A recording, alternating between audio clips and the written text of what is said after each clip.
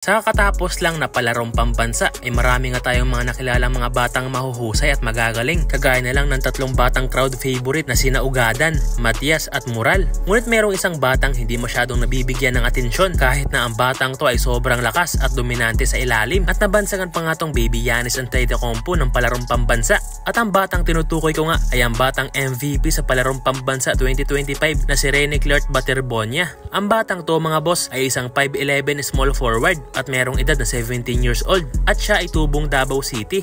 Sa madaling salita, siya ay isang Bisaya, kaya labas mga Bisaya at mag-ingay kayo sa comment section. Sa katapos lang na palarong pambansa ay pinangunahan nga ni Rene Clark ang Davao Region hanggang makuha nga nila ang champion.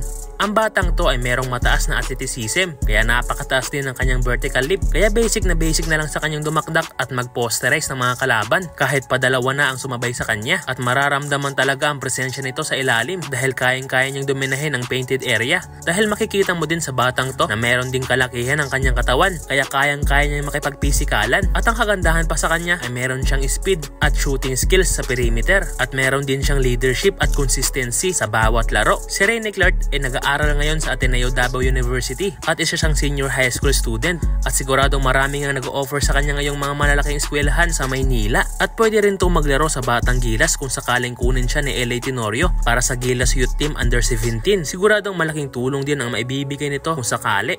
So yun mga boss at panoorin naman natin ang kanyang mga highlights at kayo na nga bahalang humusga sa batang to. Your TV sets. As Baterbonia tips it in with him. As both these teams took down 3 into the hands of Baterbonia. Baterbonia spins, lays it in with him. It's on Maestra. Laroya inside to Baterbonia. Just too long. Another opportunity at the basket para Davao. And Baterbonia gives him a third one and puts it in. Here's Baterbonia with it. Bacalarton lost it. Good defense by Mundas. Baterbonia attacks. Puts it in. And then Baterbonia, yes, relentless. Now the switch. Pellegrino drops it off.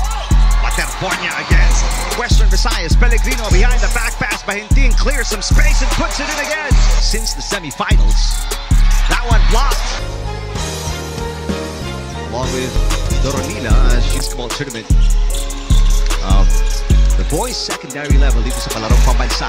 Meantime, Mundas passes Baterbonia, yes!